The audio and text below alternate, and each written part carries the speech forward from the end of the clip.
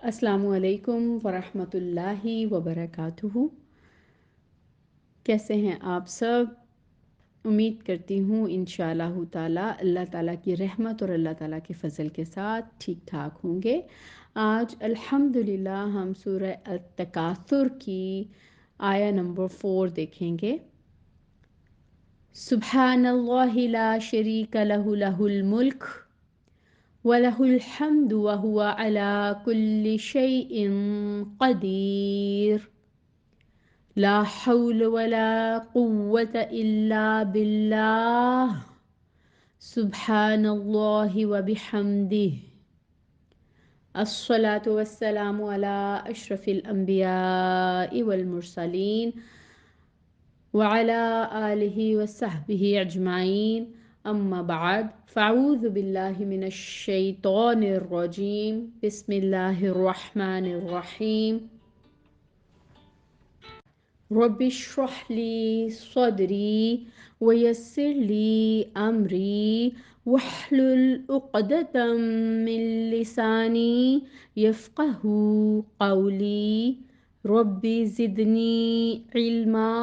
अल्लाहुम्मा इन्नी अस्अलुका इल्मन नाफ़िया व अमलन मुतक़ब्बला व रिज़्क़न तय्यिबा।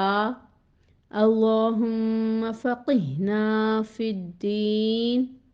आमीन इलाही आमीन। सूरह अत-तकासुर आया नंबर 4। सुम्मा फिर, कल्ला हरगिज़ नहीं, सौफ़ा अनक़रीब, तअलमून तुम जान लोगे।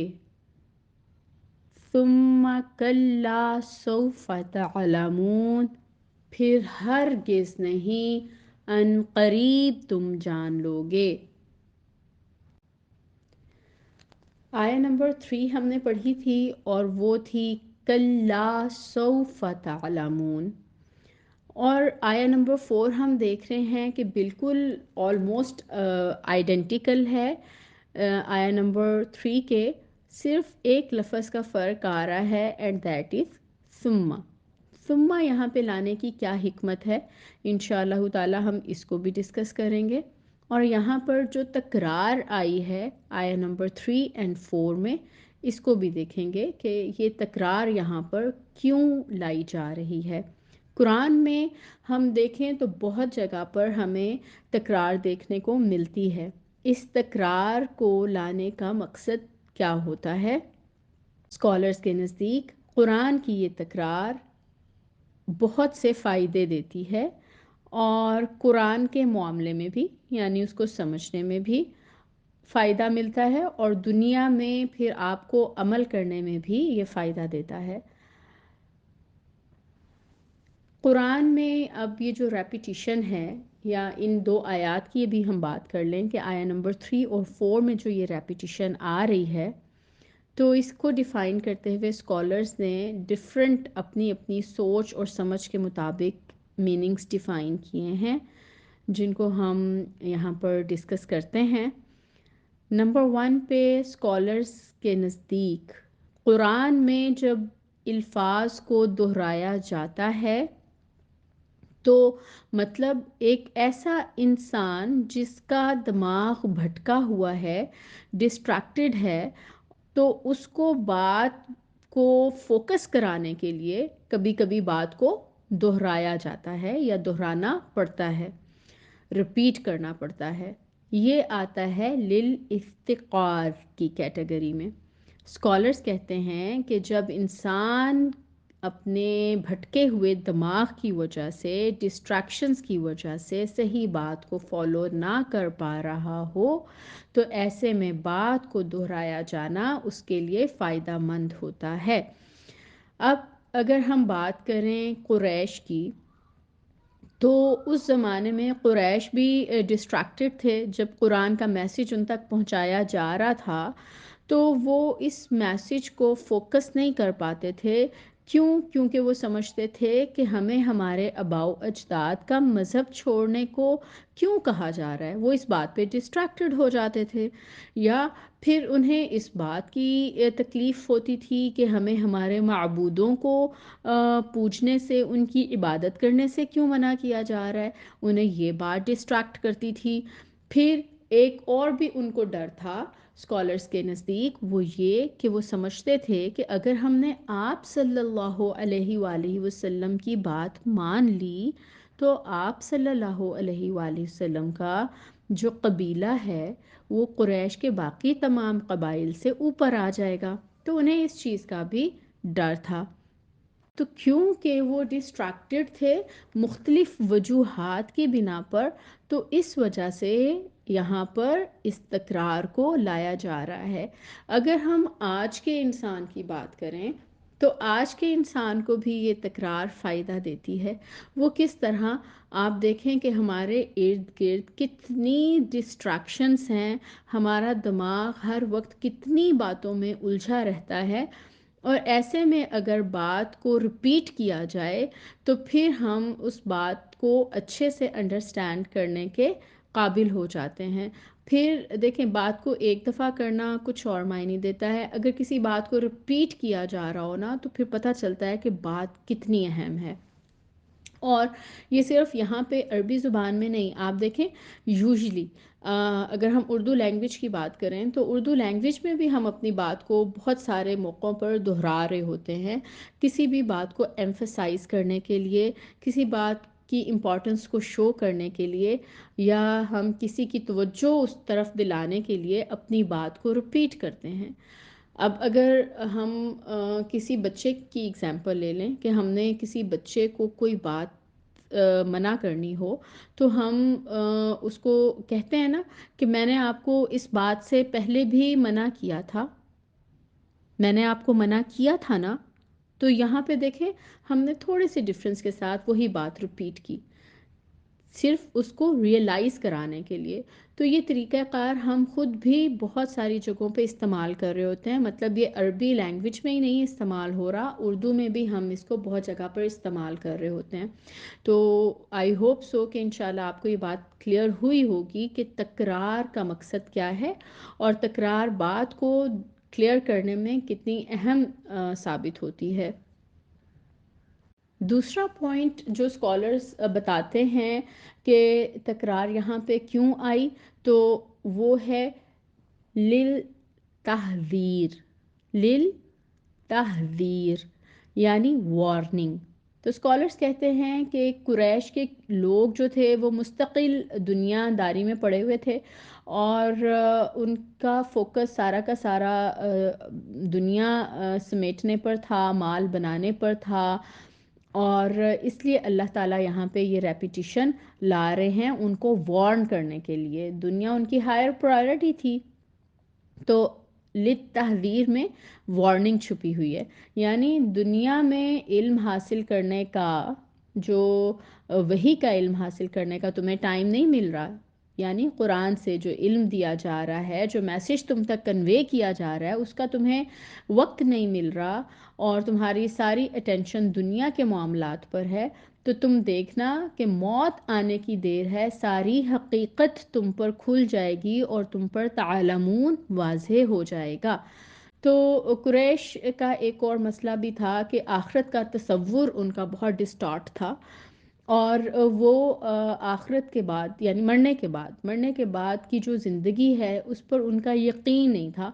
وہ بہت بہت سرپرائزڈ ہو کے یہ کوسچن آپ صلی اللہ علیہ وآلہ وسلم سے کیا بھی کرتے تھے کہ ہاؤ از اٹ پاسبل کہ انسان مر جائے، اس کی باڈی ڈیکمپوز ہو جائے اور پھر وہ دوبارہ اٹھ جائے۔ تو ان کے عقیدے کی درستگی کے لیے بھی یہاں پہ آیات کی تکرار آ رہی ہے کہ آج قرآن اور وحی کا علم تمہاری غفلت کے اندھیرے دور نہیں کر رہا، کل کو موت تمہیں تمہاری حقیقت کا علم دے گی، قبر تمہاری حقیقت کا علم دے گی، اور سوال کریں گے منکر نکیر آ کر قبر میں، تو پھر ساری کی ساری غفلت جو ہے وہ دور ہو جائے گی۔ نمبر 3 پہ اسکالرز ڈیفائن کرتے ہیں اس تکرار سے متعلق جو پوائنٹ، دیٹ از للخطورہ، یعنی یہ ریپیٹیشن آ رہی ہے اپنے پڑھنے والے کے اندر ایک سیریسنس ڈیولپ کرنے کے لیے کہ قرآن کی آیات کو سیریسلی لیں اور don't take it easy, don't take it light. قرآن کی یہ آیات جو ہیں رپیٹ کی جا رہی ہیں تو اس کا کچھ مقصد ہے۔